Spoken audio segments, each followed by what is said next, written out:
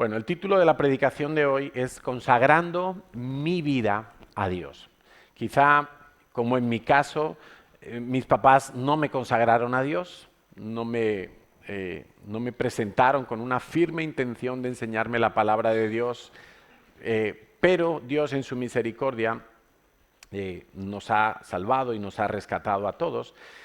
Y hoy vamos a estar muy centrados en lo que dice la Biblia. Ya sabes que la Biblia, que es el libro más traducido, es el libro más vendido, más leído en toda la historia de la humanidad, sin embargo es el libro también más atacado y que más oposición tiene. Nadie discute si Platón tenía razón o si Aristóteles tenía razón. He conocido gente que a día de hoy está leyendo los libros de Epicúreo y todas las doctrinas y filosofías más bien griegas, pero cuando hablamos de la Biblia, la gente enseguida dice: pero eso lo escribieron los hombres. Sí, pero ese en el cual tú confías también era un hombre y escribió sus libros, ¿no?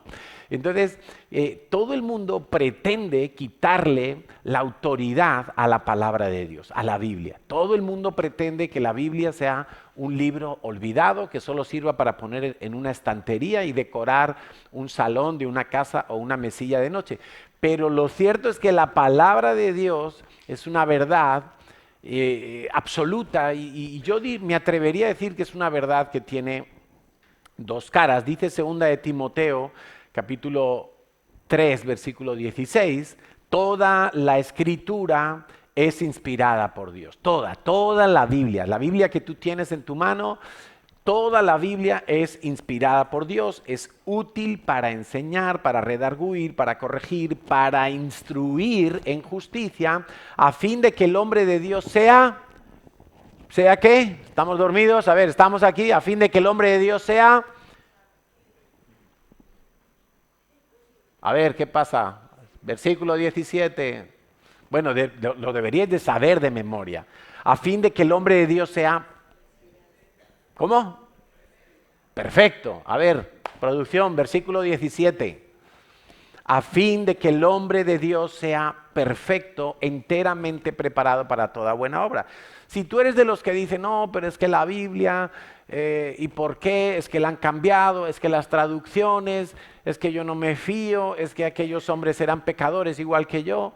Tienes toda la razón, pero lo que estás haciendo es dudar de lo que Dios mismo dice en su palabra. Toda la escritura es inspirada por Dios y te sirve para vivir. Si tú quieres vivir bien en este mundo, deja de escuchar a los TikTokers, deja de escuchar a los gurús que te dicen cómo invertir, cómo comprar criptomonedas, cuándo comprar un piso, cuándo venderlo. Deja de escuchar toda esa basura y métete en la palabra de Dios para que Dios te dé sabiduría. Sabiduría es conocer lo que dice Dios, confiar en Dios y caminar en lo que Dios ha dicho. Eso es sabiduría. Otra cosa es conocimiento, otra cosa es tener máster en no sé qué y colgar en la pared un título. Eso es conocimiento, inteligencia de los hombres, pero no es sabiduría. La sabiduría siempre te tiene que llevar a temer a Dios. Y toda la Biblia es inspirada por Dios. En la Biblia se nos explica cómo fuimos creados. Por eso cuando el hombre se empeña en tratar de dar otra explicación a la creación, lo único que está haciendo es fracasar, perder dinero, perder tiempo, quedar en ridículo.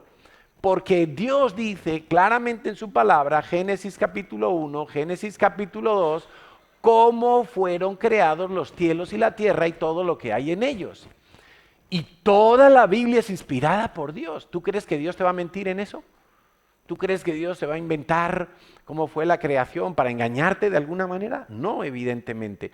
Ahora, también nos cuenta la Biblia cómo el diablo se rebeló contra Dios. Cómo el diablo se enorgulleció, quiso tomar la autoridad que solo le corresponde a Dios, quiso usurpar el trono de Dios y eso le llevó a rebelarse y a desobedecer a Dios y a ser destituido de la presencia de Dios.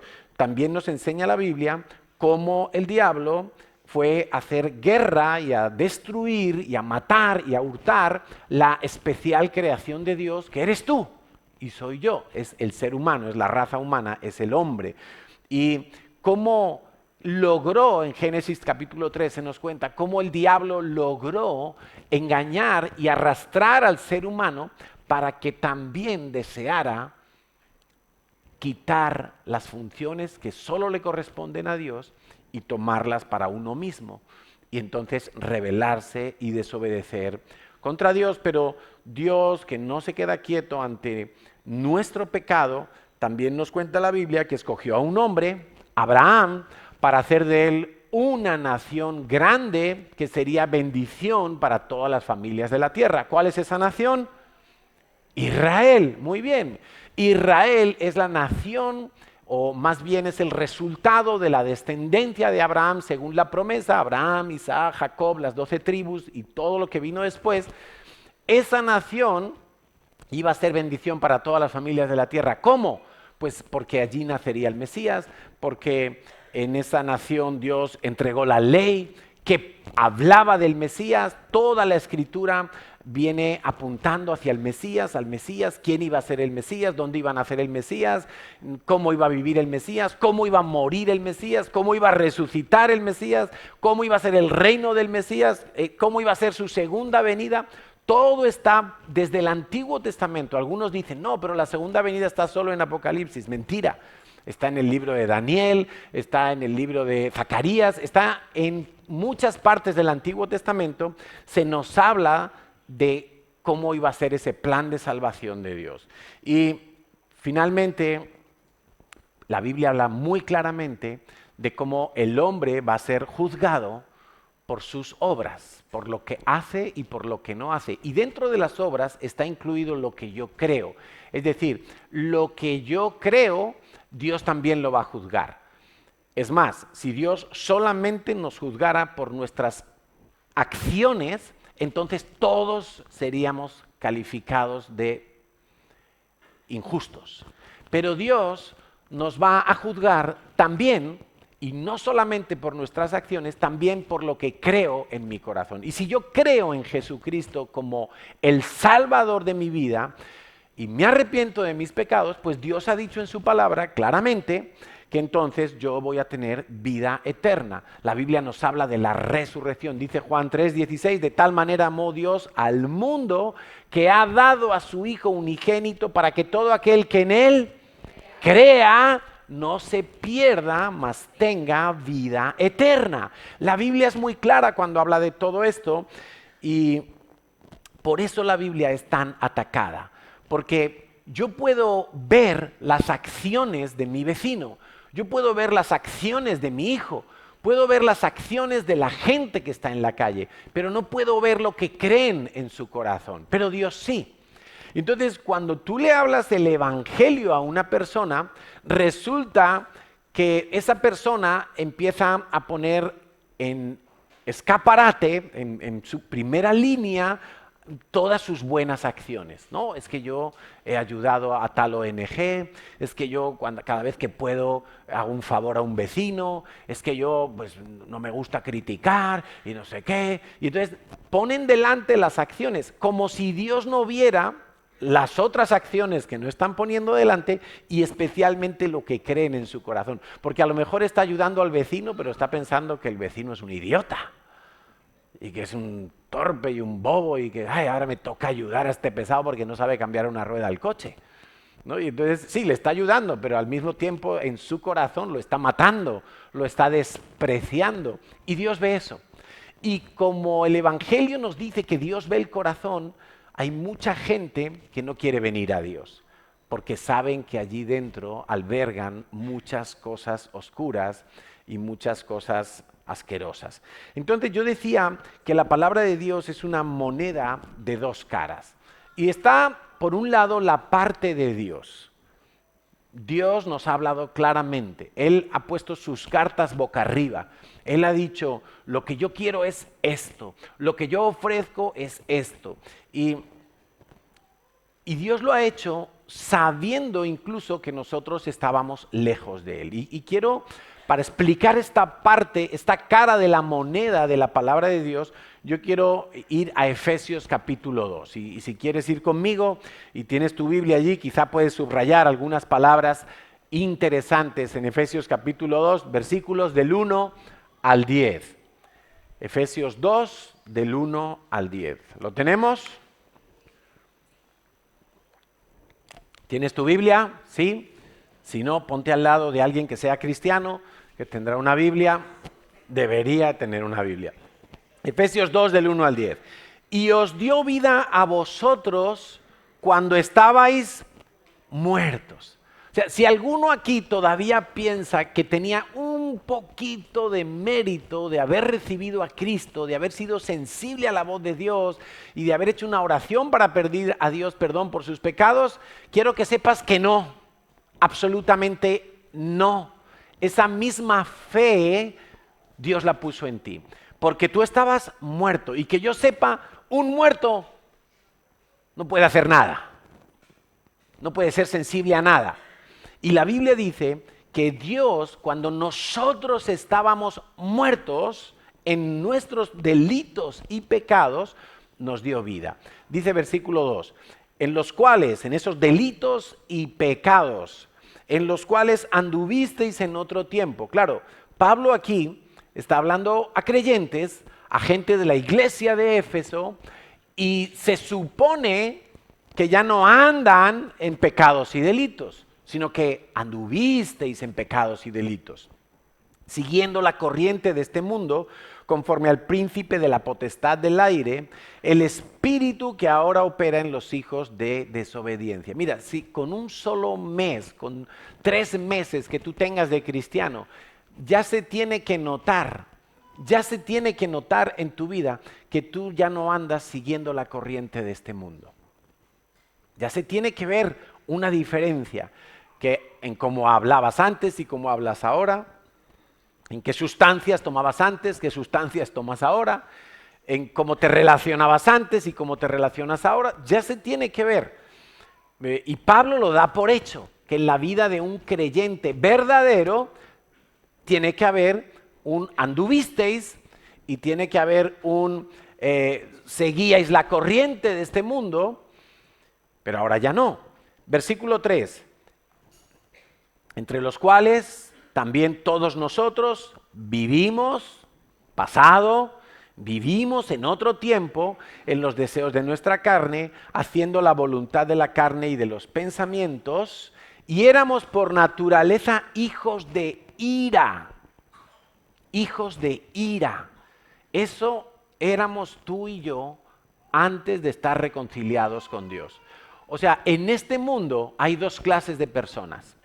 Los que están enemistados con Dios y Dios está enemistado con ellos.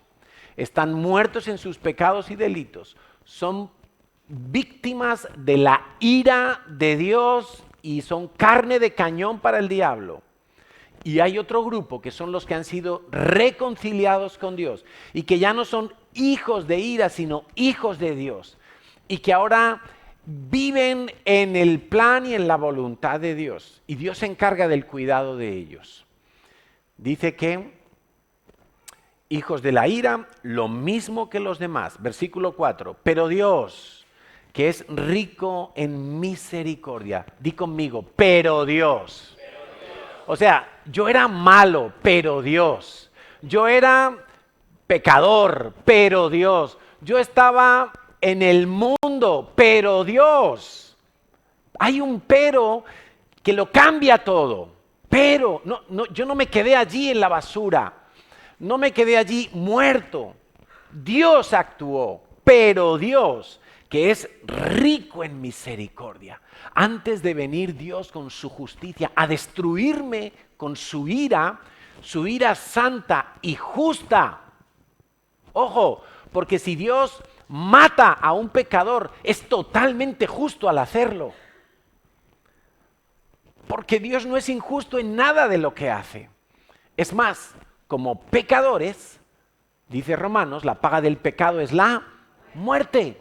Todo aquel que peca debe morir.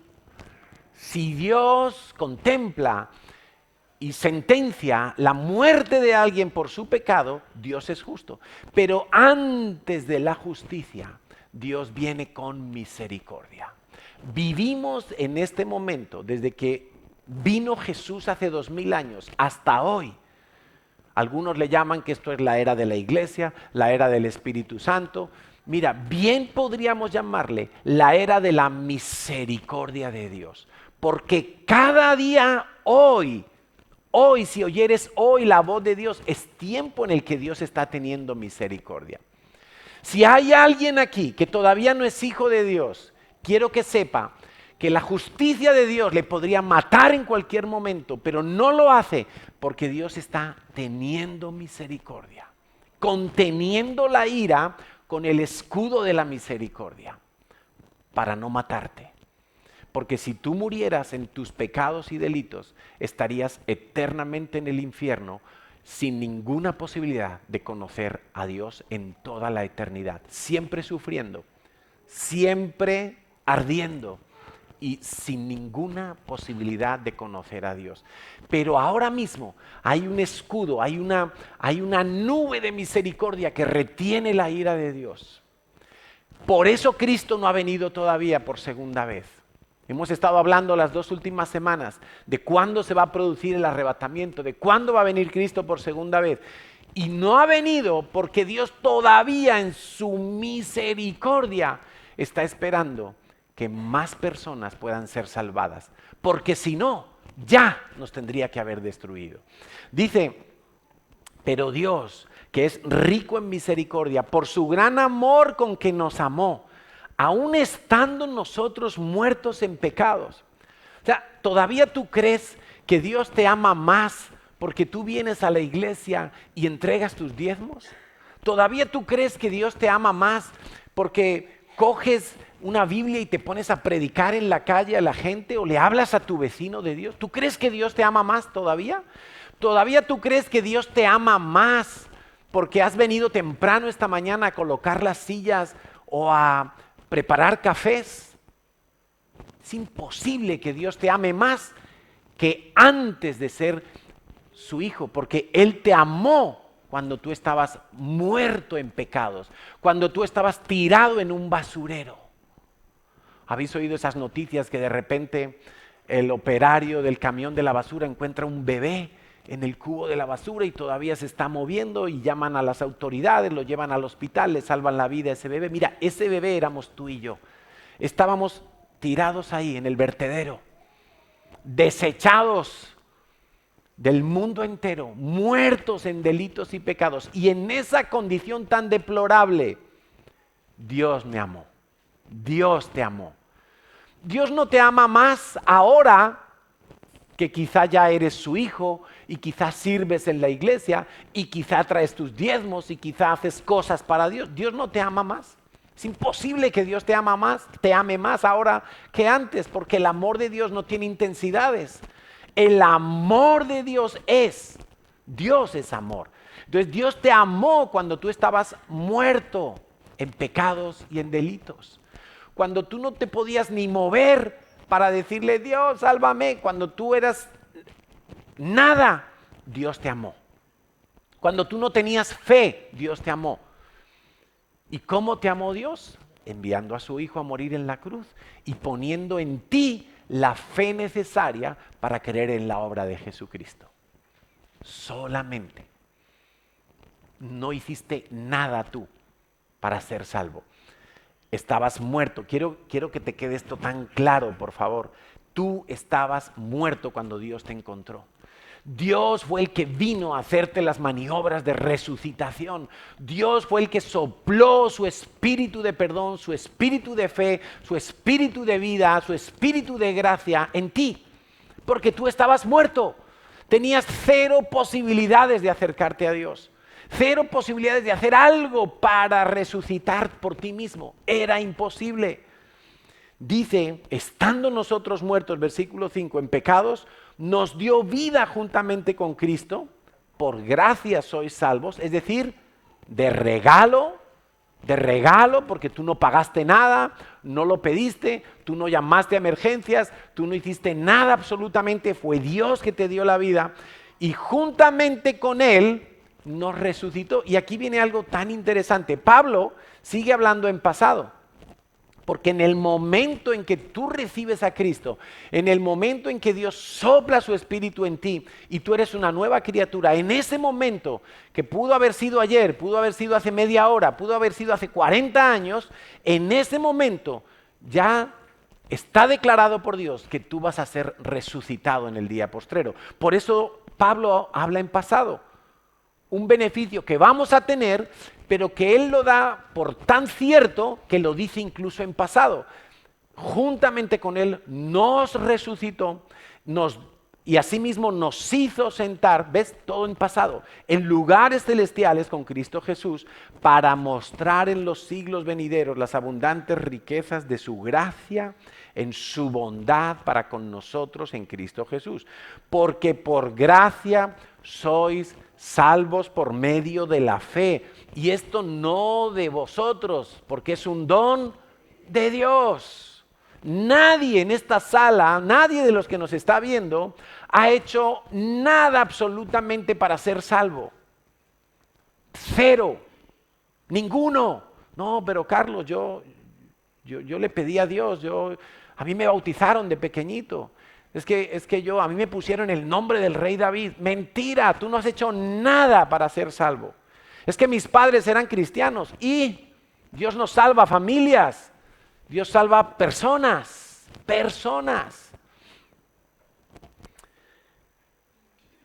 Para mostrar, dice, porque por gracia sois salvos por medio de la fe, y esto no es de vosotros, pues es don de Dios. 9, no por obras. Dile al que está a tu lado, no es por obras. Que no te esfuerces tanto para hacerle creer a Dios que te mereces algo del cielo. No es por obras. Mira, no es por obras la salvación, no es por obras la gracia, no es por obras los dones, no es por obras el fruto. Es que todo eso lo da Dios y lo produce Dios en ti. Tú lo único que tienes que hacer es no meter la pata, no estropearlo, no toques lo de Dios, ya está. Y entonces todo va a funcionar. Estamos hablando de consagración, no toques lo que es de Dios. Versículo 9, no por obras para que nadie se gloríe, porque Dios sabe que somos tan bobitos que en cuanto yo digo, uy, mira qué esfuerzo, moví esto de aquí a aquí, ya la gloria para nosotros. Y toda la gloria tiene que ser para Dios. Por eso Dios dice, no es por obras, para que nadie se gloríe. Porque somos hechura suya, creados en Cristo Jesús para buenas obras, y puedes subrayar esto, las cuales Dios preparó de antemano para que anduviésemos en ellas.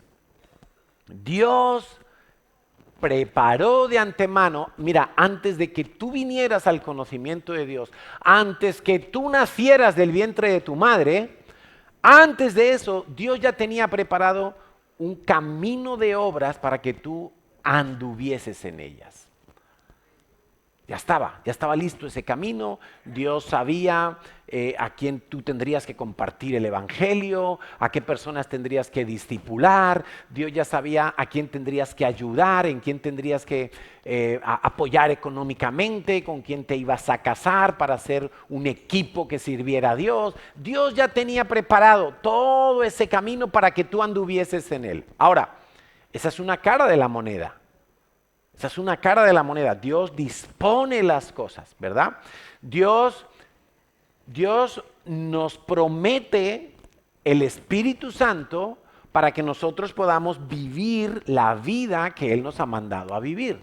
Para que nosotros podamos ser llenos de poder para enfrentar el pecado, para hacer milagros, para poder entender la palabra de Dios, porque eso también es un milagro. Y se nos dice, no os embriaguéis, Efesios 5:18, con vino, en lo cual hay disolución, antes bien sed llenos del Espíritu Santo. Es una orden. Dios dice, esta es la voluntad de Dios, esta es una cara de la moneda. Dios dice, sé lleno del Espíritu Santo. Yo te lo voy a dar, pero tú sé lleno del Espíritu Santo.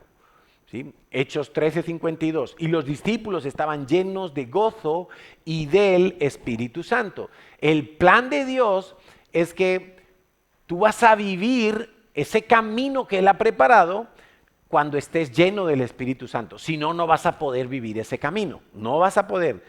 Es imposible. Y a eso Dios le llama la santificación. Di conmigo, santificación. Entonces, yo definiría la santificación como la intención de Dios, el plan de Dios, la obra que Dios quiere hacer en tu vida para que tú vivas apartado para Él. O sea, es como cuando Dios dice, Pedro, Andrés, sígueme. Eso es santificación. La orden de Dios, el plan de Dios, la voluntad de Dios es que tú le sigas. Es que tú te apartes para Él. Mira, ven conmigo. Ahora, ¿qué tuvieron que hacer Pedro y Andrés? Nos cuenta el Evangelio. Al instante, ¿qué hicieron? Dejaron las redes y siguieron a Jesús. Ahora, Jesús pudo haberles llamado y ellos haber dicho, como otros, deja que primero voy a enterrar a mi padre, cuando se muera mi padre y reciba la herencia, entonces ya te seguiré, espérate que ahora voy a comprar una casa y tengo unos planes y bueno, es que estoy muy ilusionado con mis planes, ya te seguiré un poquito más adelante. ¿Os acordáis? Y Dios dijo, no, si yo te llamo, tú me tienes que seguir. Al instante dice que Pedro y Andrés dejaron las redes y siguieron a Jesús. Entonces, una cara de la moneda es lo que Dios quiere. Y lo que Dios quiere es lo perfecto, es lo bueno, es lo completo, viene con todos los recursos necesarios para que se cumpla lo que Dios quiere. Dios cuenta con nuestra debilidad, con nuestra torpeza, con nuestros tropiezos. Dios sabe que todo eso va a suceder, pero aún así Dios provee la gracia, provee el perdón, provee su Espíritu Santo, provee su ley, sus principios que son eternos, su fidelidad. Esa es una cara de la moneda. El problema es que algunos piensan que Dios tiene que hacerlo todo. Si Dios lo ha dicho, Él lo hará. Entonces, si Dios me llama, ya le seguiré. No, porque si Dios me llama, Dios lo tiene que hacer. No, perdona. Estás creyendo mal. Dios no usa el Espíritu Santo, ni sus promesas, ni sus palabras proféticas como una varita mágica que te tiene que tocar para que tú en modo robot le sigas. ¿No? Ya Dios me ha tocado, ahora sí, le sigo. No, Señor. Tú tienes que hacer tu parte. Y es por eso que muchas veces algunos cristianos se frustran. No pueden vivir en santidad. No pueden dar todo el fruto que deberían. Porque están esperando, vamos a decirlo así, inconscientemente, están esperando que Dios lo haga todo. No, una cara de la moneda de la verdad de Dios es que Dios ha prometido y Dios ha provisto todo lo necesario. Pero la otra cara de la moneda es lo que yo llamo la consagración. Una cara de la moneda es la santificación. La santificación es la voluntad de Dios para tu vida. La consagración es mi decisión de vivir la santificación. Entonces, me tengo que consagrar. Di conmigo, mi parte es consagrarme. Si yo no me consagro a Dios, los planes de Dios no se van a cumplir en mi vida. Es imposible. Vuelvo a poner el mismo ejemplo. Pedro, sígueme. Andrés, sígueme. Pero Pedro podía haber dicho, no, espérate que me quedan aquí 4 agujeros todavía de la red, ya la voy a dejar arreglada para que mi padre mañana pueda salir a pescar. No, dice que al instante se consagraron, quiero decirlo así. Entonces, Jesús les llama, ellos vienen. Dios quiere tu santificación, tú te tienes que consagrar, porque Dios ha hecho todo lo que Él ya tenía que hacer para que tú puedas vivir toda la santificación que Él te propone. Ahora yo tengo que disponer mi vida para vivir la santificación. Y a eso yo personalmente le llamo consagración. Y te quiero poner varios ejemplos. Dios me da su palabra y la palabra está ahí. Y la palabra de Dios se cumple, ¿verdad? Pero yo la tengo que obedecer. No se cumple sola, Bueno, hay una parte de la palabra de Dios que se va a cumplir, la obedezca yo o no la obedezca, la crea o no la crea. Pero hay muchas partes de la palabra de Dios que solo se van a cumplir en mi vida cuando yo la obedezca.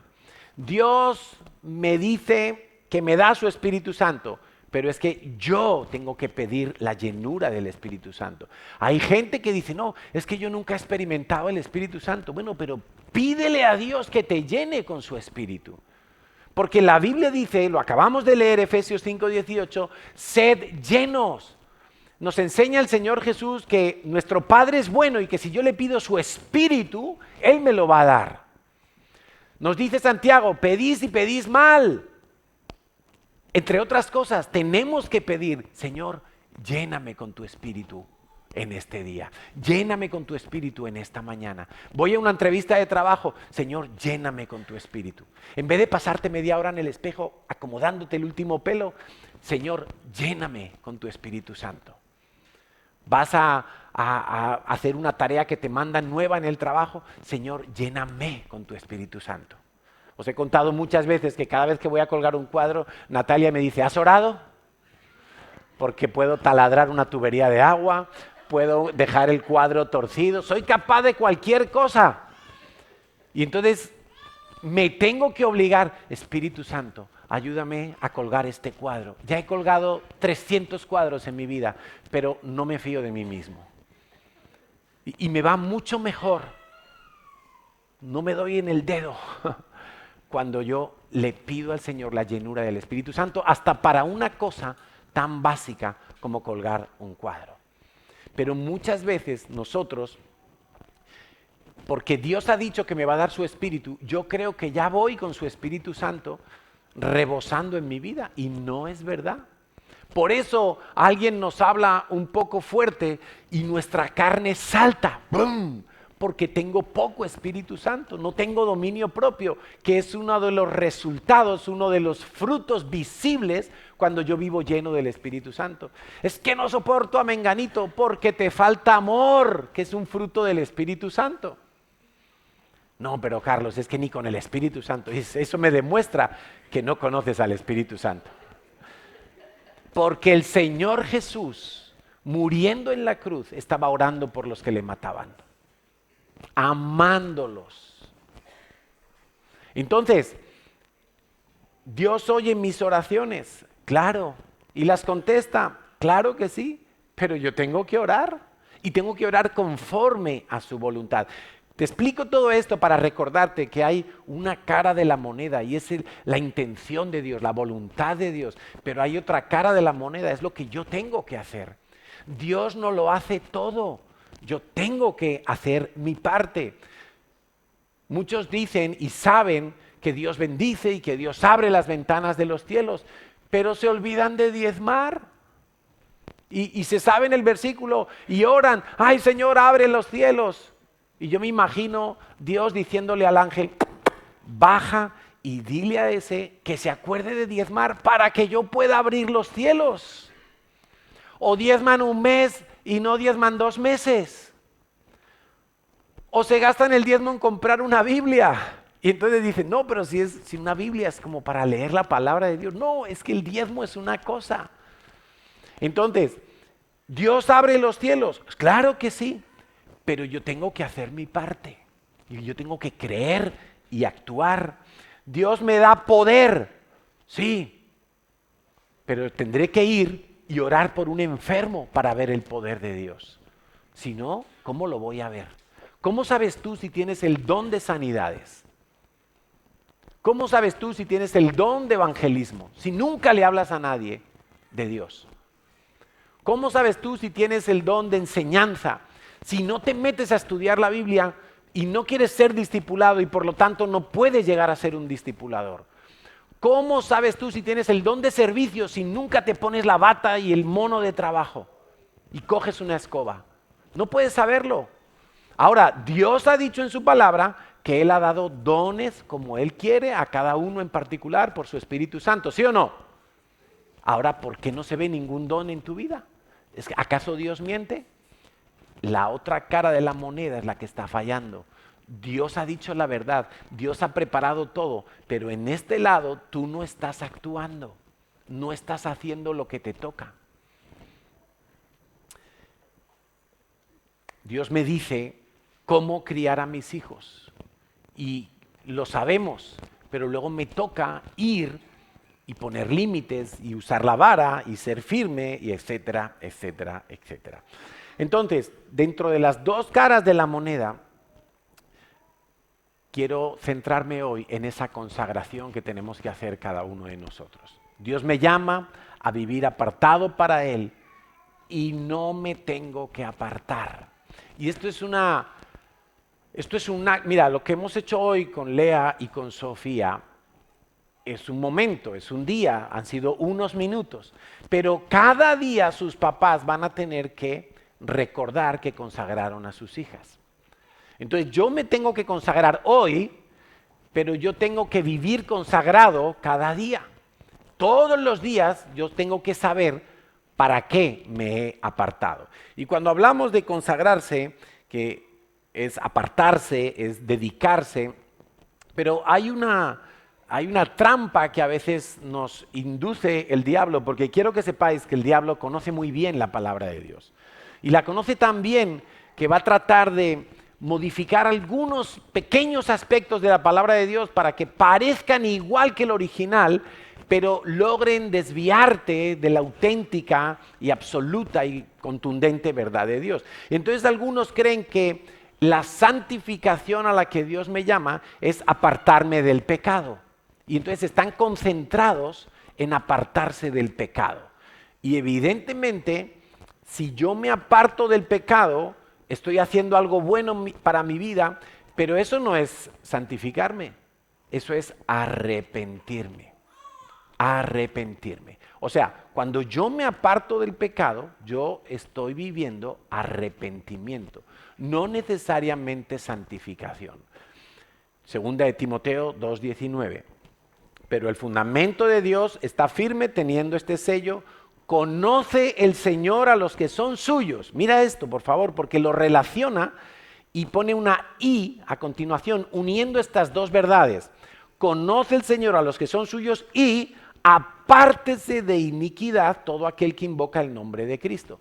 O sea, evidentemente, si yo me quiero acercar a Dios, primero me tengo que apartar del pecado, porque el Señor conoce a los que son suyos. Entonces, quiere decir que hay gente que pretende venir ante Dios, pero todavía no se ha apartado del pecado, todavía no ha renunciado en su vida a la vida de pecado. Y entonces esa gente jamás puede encontrarse con Dios. Oran y sus oraciones no son eficaces, tratan de venir a la iglesia, son constantes los domingos, pero como no dejan el estilo de vida de pecado, entonces es imposible que puedan ver la obra de Dios en ellos. No pueden, es imposible. Apartarse del pecado entonces es necesario, pero eso no es santificación, eso es arrepentimiento. El pecado no puede formar parte de mi vida.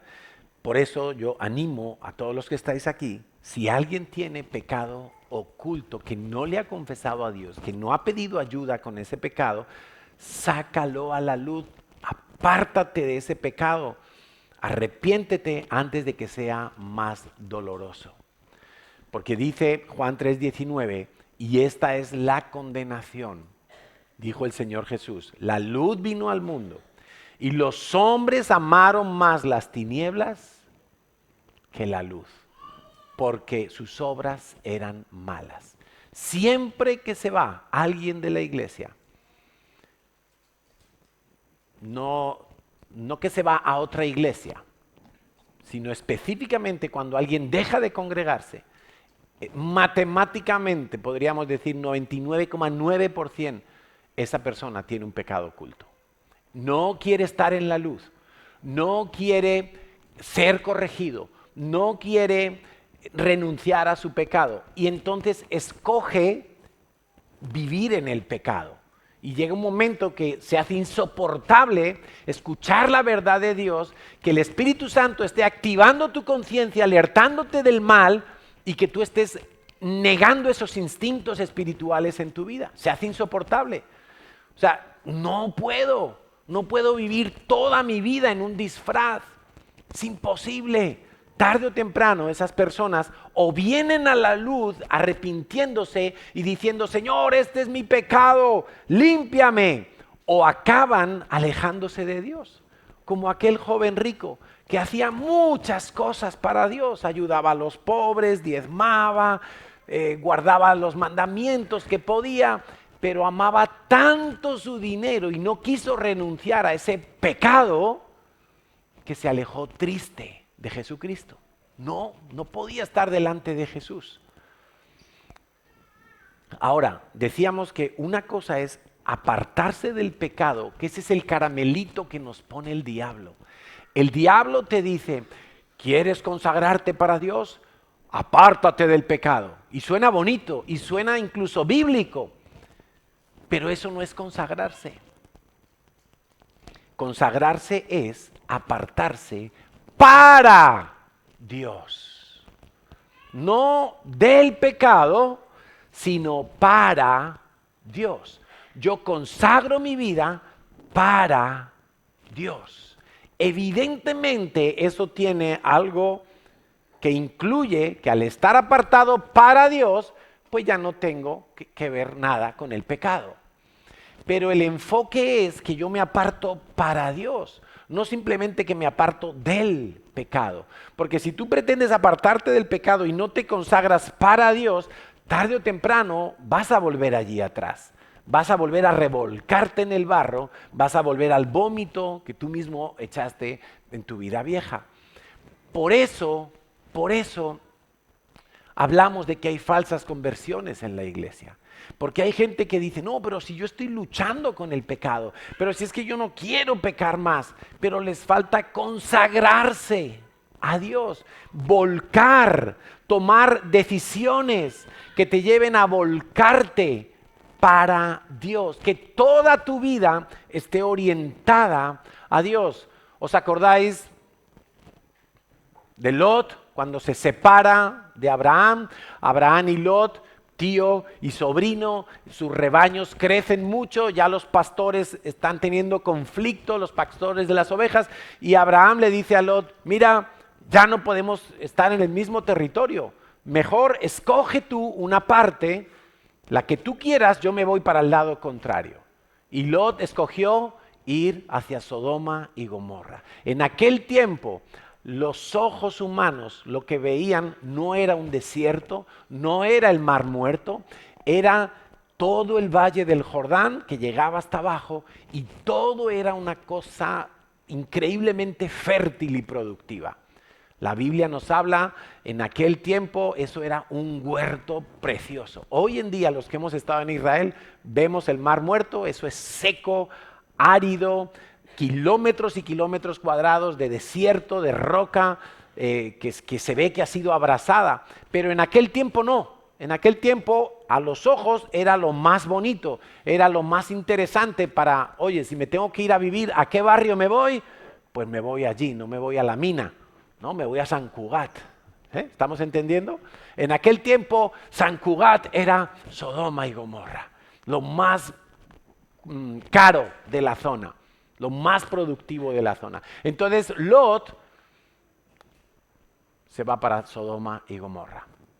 Abraham se fue al lado contrario, es decir, para la tierra de Canaán, la que Dios había prometido a Israel.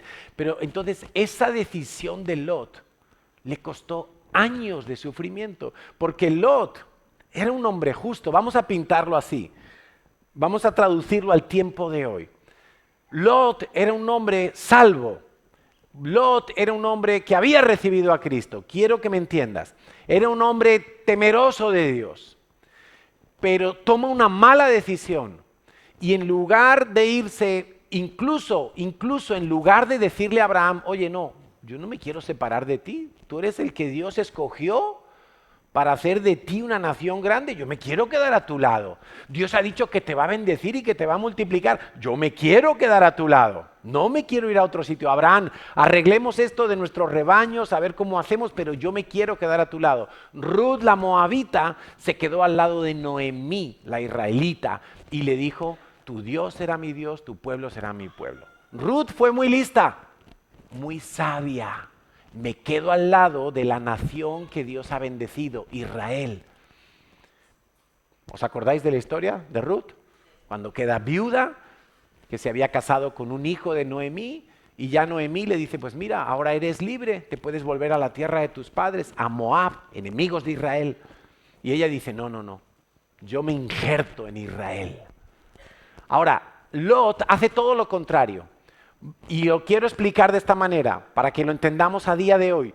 Lot es cualquiera de nosotros. Soy cristiano, soy creyente, vivo amando a Dios, pero tomo una mala decisión y oriento mi vida hacia las ciudades del pecado. Son bonitas, hay una producción increíble, el Jordán lleva el agua, todo lo que se planta allí crece, produce, los que tienen tierras allí son ricos, son millonarios. Es muy deseable todo eso, pero hay una corrupción increíble allí. Todo el mundo se ha olvidado de Dios. Todo el mundo vive de espaldas a Dios. Nadie ayuda a los pobres. Todo el mundo es ocioso. Todo el mundo es idólatra. Y Lot no vio esa parte. En lugar de decir, me voy para la tierra de Canaán, que es la que Dios había prometido darle a Abraham y a su descendencia, se va en sentido contrario, una mala decisión. Dios tiene que rescatar a Lot in extremis, cuando Dios envía a sus ángeles para destruir Sodoma y Gomorra y todas las ciudades de la llanura del Jordán. Y los que hemos estado en Israel, hemos comprobado con nuestros ojos que esa destrucción fue aterradora. El Mar Muerto hoy en día es un hoyo en el terreno. Es el punto más bajo de la tierra, 400 y pico metros por debajo del nivel del mar. No hay otro lugar en toda la tierra seca que esté más bajo que el Mar Muerto. Allí en diciembre hace 40 grados. O sea, es una locura el calor, es un desierto total. La destrucción de Dios llegó y Dios tuvo que rescatar a Lot instantes previos a la destrucción, porque Lot afligía su alma, dice en el Nuevo Testamento, todos los días al ver el pecado de las ciudades. Él llegó allí, le iba bien económicamente, porque era una tierra próspera, porque era fértil, pero su mala decisión le estaba costando su salud espiritual. Afligía su alma todos los días. Afligía su alma todos los días porque veía la destrucción, veía la corrupción de esas ciudades y no quería contaminarse con todo eso. Entonces, la gran diferencia en la consagración no es que yo me aparto del pecado, no me concentro en el pecado, yo me aparto para Dios, me concentro en Dios y su voluntad. Eso me va a llevar a dejar el pecado. Pero mi prioridad, mi enfoque es Dios y su voluntad. Entonces son pequeñas decisiones que tengo que tomar para acercarme a Dios, para honrar su nombre, para dar más fruto, para parecerme más a Jesús, para hacer la perfecta voluntad de Dios. Y yo te diría un consejo. Cada vez que tú tengas que dar un paso en tu vida, cada vez que tengas que tomar una decisión en tu vida, pregúntate antes de actuar, pregúntate, ¿esta decisión me acerca a Dios o me aleja de Dios? Trata de tomar unos segundos o unos días si hace falta para pensar en esa respuesta.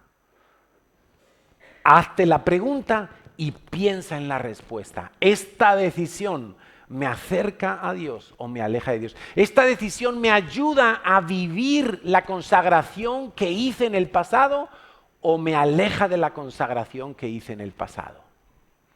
¿Esta decisión me ayuda a cumplir la voluntad de Dios o me bloquea, me frena, me impide, me obstaculiza la voluntad de Dios en mi vida? Decisiones de todo tipo, familia, decisiones de todo tipo. Decisiones de dónde trabajo, ¿Qué horarios voy a tener en el trabajo? ¿Qué tipo de actividad voy a hacer? Si a mí alguien me pregunta, oye Carlos, me han llamado para trabajar en un bar por la noche poniendo copas. No lo hagas. ¿Cómo te vas a meter tú como Lot en medio de Sodoma a afligir tu alma todo el tiempo? Me han llamado a un trabajo y tengo que estar mintiendo para vender. No lo hagas. ¿Para qué te vas a meter allí? Me han llamado a un trabajo y me absorbe todo el tiempo. No puedo estar con mi familia, no me da tiempo a orar, no puedo. No lo cojas. A precio de tu consagración, no lo cojas. Son decisiones pequeñas. No, pero es que me pagan el doble, Carlos, me pagan el doble y yo necesito el dinero. No lo cojas. No sea que Dios tenga que venir en el último momento, como con Lot, y rescatarte antes de que perezcas allí en ese ambiente. Relaciones con otras personas. Pasar demasiado tiempo con gente que piensa contrario a Dios. Ten cuidado con eso, son pequeñas decisiones. Cuando pasas tiempo con esas personas, sales con más ganas de Dios o con menos ganas de Dios. Piensa en eso antes de profundizar en una amistad o de profundizar con un grupo social y de pasar más tiempo allí metido. Cuando tú pasas tiempo allí, ¿tienes más ganas de Dios o menos ganas de Dios? Tomarte un tiempo para responder a esa pregunta puede salvar tu vida, puede salvar tu salud espiritual, puede hacer que tu consagración permanezca o se diluya. ¿Cómo manejas el tiempo? ¿Haces tu devocional cada día? ¿Cuánto tiempo pasas en tus hobbies? ¿Cuánto tiempo dedicas a redes sociales? ¿Le dedicas tu primer tiempo a Dios? Es parte de tu consagración. Es más, entregar el primer tiempo de cada día es consagrar el día.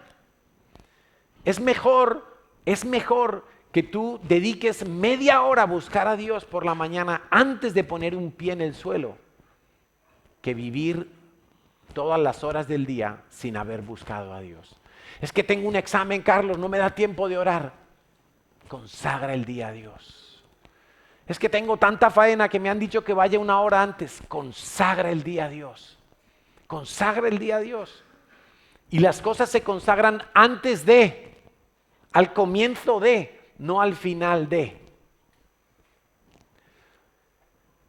Cómo te vistes, cómo te maquillas.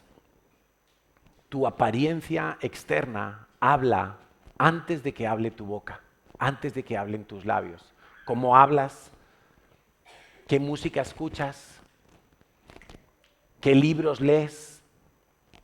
Todo eso son decisiones que tú te tienes que preguntar antes de ponerte a eso. ¿Esto glorifica a Dios? ¿Esto me ayuda a vivir consagrado? ¿Quién va a ser mi pareja? ¿Con quién me voy a casar? ¿Con quién voy a tener una amistad especial? Espera. La Biblia nos habla de los yugos, iguales o desiguales. Y a veces decimos, no, es que esta persona viene a la iglesia, esta persona está aquí, mira, está haciendo los procesos.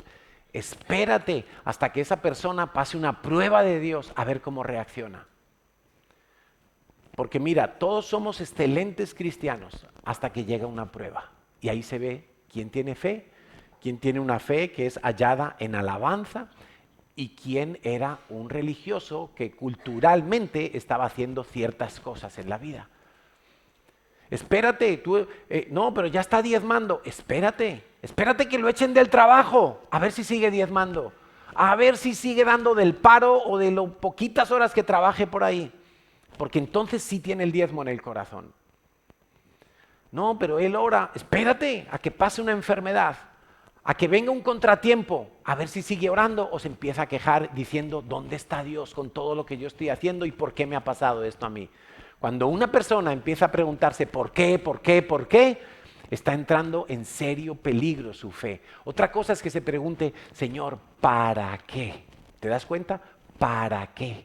¿Para qué ha pasado esto, Señor? ¿Qué tengo que aprender? ¿Qué estás podando en mi vida? ¿Qué estás arrancando de mi corazón? ¿Qué raíz estás quitando y erradicando de mí? ¿Qué es lo que no veo y que tú sí ves? Pero si yo empiezo a preguntar, ¿y por qué me ha pasado eso? ¿Y por qué me han echado? ¿Y por qué me sacaron del piso? ¿Y por qué no me cogieron en esa entrevista? ¿Por qué? ¿Por qué? ¿Por qué? Estás dudando de Dios. ¿Cómo manejas tu dinero? ¿Con qué llenas tu mente? ¿Cómo cuidas tu cuerpo? Todo eso son decisiones que te están ayudando a mantener si ya hiciste una consagración a Dios o estás retrocediendo. Los ojos, ¡guau! Los ojos saldrían 20 predicaciones de aquí. 20 predicaciones de aquí. Tú sabes que la pornografía no empieza cuando alguien hace una búsqueda en Google. La pornografía empieza en el momento en que tus ojos se detienen en algo inadecuado por más de medio segundo.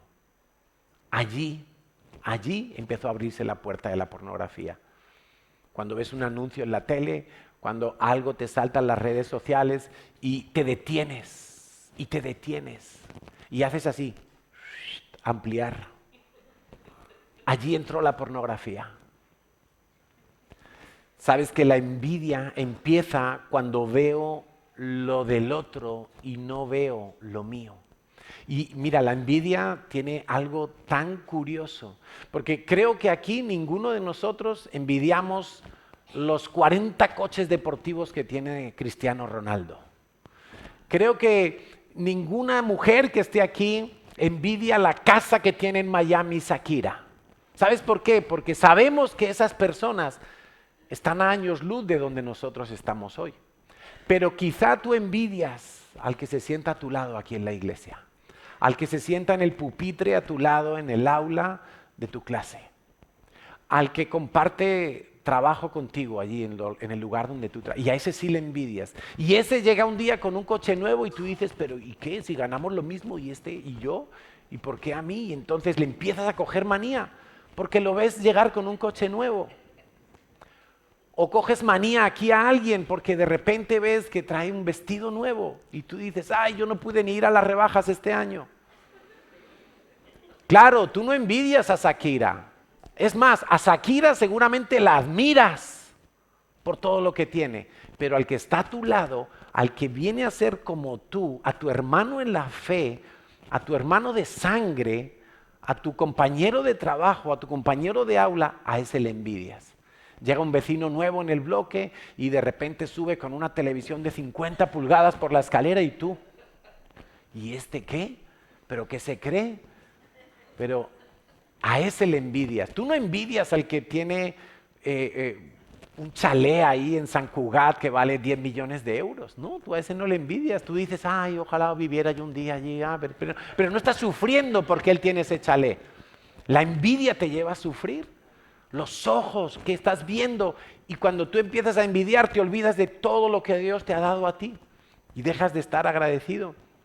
Consagra tus ojos porque de ahí vienen grandes problemas para el hombre. Lucas 11:34, la lámpara del cuerpo es el ojo. Cuando tu ojo es bueno, también todo tu cuerpo está lleno de luz, pero cuando tu ojo es maligno, también tu cuerpo está en tinieblas. Y cuando habla de cuerpo aquí, y haces un estudio de las palabras originales, te das cuenta que está hablando de la persona en su plenitud, no solo el cuerpo físico. Ahora, ¿cuál es el peligro de no consagrarse? Y con esto ya vamos a terminar. ¿Cuál es el peligro de no consagrarse? De ser pasivo en este área.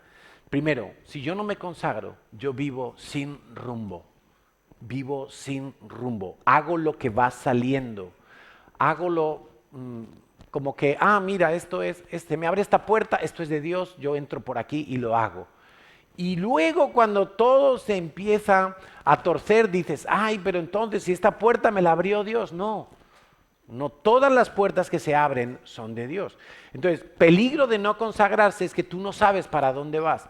Tú vas dando bandazos. Hoy voy por aquí, mañana voy por allá, a lo que más me conviene, a lo que se me presenta, a lo que me obligan, Pero como no vives consagrado a Dios, apartado para Dios, cualquiera te mueve y cualquiera te lleva. Segundo, me dejo arrastrar de otros. No tengo un criterio bíblico del cielo para vivir en una dirección correcta. Hay gente en la iglesia que tiene conocimiento, que sabe recitar los versículos, que sabe las citas bíblicas, pero no tiene criterio en su corazón, porque no se ha consagrado. Daniel, Sadrach, Mesach y Abednego, nos cuenta la Biblia que tomaron la decisión de consagrarse para Dios. Yo no me voy a contaminar con la comida del rey porque yo solo adoro a Dios. No voy a inclinarme ante la estatua de Nabucodonosor. ¿Por qué? Porque yo solo adoro a Dios, estoy apartado para Dios. Entonces, cuando vino la ley que obligaba a adorar a Nabucodonosor, ellos dijeron, no, yo adoro a Dios. Estaban consagrados y les fue bien. Dios los libró, Dios los respaldó. Entonces, si hoy estás en algún lugar donde tú no quieres estar, es porque no te consagraste. Es porque alguien te movió y te arrastró y te direccionó a un lugar donde tú no querías ir, pero como no estabas consagrado, acabaste allí, donde otros llegaron antes, donde iban muchos. Cuando llega la tentación, tercer peligro, y este es súper interesante, cuando llega la tentación, y aquí sí hablamos de pecados, me faltan argumentos para mantenerme santo. Si yo no estoy consagrado y viene la tentación, entonces yo considero que no estoy rompiendo ningún voto, porque consagrarse es hacer un voto a Dios. Consagrarse es decir, como el voto nazareo, esto era una consagración. Este niño va a ser para Dios, no tomará sidra, ni vino, ni se cortará el pelo, Sansón. ¿Sí? Era una consagración. Pero cuando vino la tentación, al principio Sansón decía, no, pues yo estoy consagrado. Yo no puedo revelar mi secreto, yo no puedo beber vino, no voy a dejar que me corten el pelo. Pero en algún momento, como se relacionó con los filisteos, en algún momento su consagración perdió fuerza. No se renovó y reveló su secreto. Y perdió el llamado de Dios y tuvo que pagar con su vida. Entonces,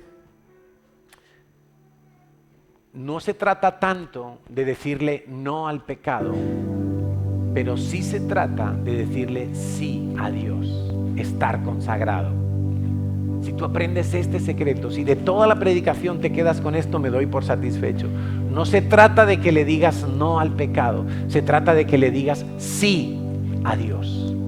Se trata de que le digas, Señor, yo me consagré para ti. Estas ofertas que pasan por aquí no son para mí. Yo he escogido la mejor parte. Me quedo con Jesús, como aquella mujer. Ahora, un error para muchos es que hacen algo, toman una decisión sin pensar bien en las consecuencias, sin responder a esas dos preguntas que hemos hecho antes, y después, cuando las cosas empiezan a ir mal, la cosa es que hay gente que toma una decisión y dice, bueno, si me va mal, ya en el camino yo corrijo, ya iré enderezando lo que pase y voy tomando el control de las cosas, ¿sí? Pero dice Jeremías 10:23 que el hombre no es señor de su camino. Tú no sabes, cuando tú tomas una decisión sin estar consagrado, tú no sabes dónde te va a llevar ese camino. Tú no eres señor de ningún camino. Ni siquiera cuando tomas una decisión correcta delante de Dios, tampoco eres señor de ese camino. Ahora, Dios ha prometido que si tú sigues en su camino, esa senda estrecha, esa senda de justicia, te va a llevar a la vida eterna. Te va a llevar a honrar a Dios. No sabes lo que te vas a encontrar en el camino, pero sabes que es el camino de Dios.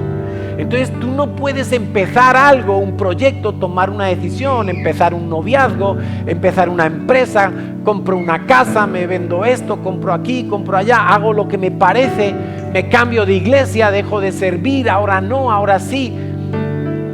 Y como no estás consagrado, cuando empiezas a ver que no es el camino que tú pensabas, ya es demasiado tarde, porque tú no eres señor del camino, ni del hombre que camina es el ordenar tus pasos. Va a llegar un momento que tú dices, no quiero pisar aquí, quiero pisar allí, pero como tú no eres el dueño de tus pisadas, vas a pisar mal, y te vas a resbalar, y te vas a caer. Y vas a decir, pero ¿qué ha pasado aquí? ¿Por qué este golpe tan grande? Porque tú no eres señor de tu camino, ni del hombre que camina es el ordenar sus pasos. Hay circunstancias en la vida que son demasiado severas para que tú las puedas corregir. Hay circunstancias en la vida que son demasiado superiores a tu capacidad. No las vas a poder corregir. Tú no eres el que puede ordenar tus propios pasos. Confía en el Señor, confía en el Señor. Primero debes estar consagrado para tomar decisiones desde tu consagración, no desde la oportunidad, no desde de la oferta, lo barato. Ay, mira, es que se me presentó esta oportunidad. ¿Cómo? ¿Qué? Piensa, responde esas preguntas. ¿Esto me ayuda a vivir con el Señor o me aleja del Señor? Conclusión: consagrarme es decirle a todo mi ser que le pertenezco a Dios, que toda mi vida y todo lo que hago tiene que dar gloria a Dios. Y algo interesante, y vamos a ponernos en pie para terminar con esto. En el Antiguo Testamento, cuando los sacerdotes de Aarón y sus hijos eran consagrados a Dios, ellos tenían que ponerse unas vestiduras santas. Y ahí describe Dios de qué material tenían que ser, cómo tenían que estar adornadas, cómo se las tenían que atar. Dice Éxodo 29:29, y las vestiduras santas que son de Aarón serán de sus hijos después de él, para ser ungidos en ellas. O sea, los sacerdotes eran ungidos después de que tenían las vestiduras. Dice, y para ser en ellas consagrados. Y allí la palabra consagrados tiene que ver con ponerse un vestido, con vestirse de sacerdote. Porque aquellos hombres, Aarón y sus hijos, fueron los que Dios escogió para ser sacerdotes. Pero ellos tenían que aceptar ese llamado. Ellos tenían que decir, me consagro para Yahweh. No escojo otra heredad. No quiero hacer otra cosa. Me consagro para Yahweh. Yo soy sacerdote de Dios. Y se ponían esas vestiduras y entonces eran ungidos. Y en el Nuevo Testamento se nos llama tantas veces a vestirnos, ¿verdad? Solo quiero leerte varios pasajes muy rápidos. Romanos 13:14, vestíos del Señor Jesucristo. Efesios 4:24, vestíos del nuevo hombre, creado según Dios en la justicia y santidad de la verdad. Efesios 6:11, vestíos de toda la armadura de Dios. Colosenses 3:12, vestíos pues como escogidos de Dios, santos y amados de entrañable misericordia, de benignidad, de humildad, de mansedumbre, de paciencia. Colosenses 3:14, y sobre todas estas cosas vestíos de amor, que es el vínculo perfecto. Vístete de la manera que Dios te ha dicho y entonces conságrate a Dios. Inclina toda tu vida hacia Dios. Pon tus carpas, pon tus tiendas mirando hacia Dios. Olvídate de Sodoma, por muy atractivo que parezca toda esa oportunidad allí. No, eso no es una oportunidad, eso es la tumba para muchos cristianos. Toma decisiones pequeñas hoy que te ayuden a vivir consagrado a Dios. Y mañana cuando te levantes, consagra lo primero del día y di, Señor, yo vivo consagrado para ti. Yo te pertenezco. Todo lo que yo hago, todo lo que tengo, mi tiempo, mi dinero, mis recursos, todo lo que yo voy a producir en esta vida, quiero orientarlo hacia la casa de Dios, hacia mi Dios. Por eso, Señor, en esta mañana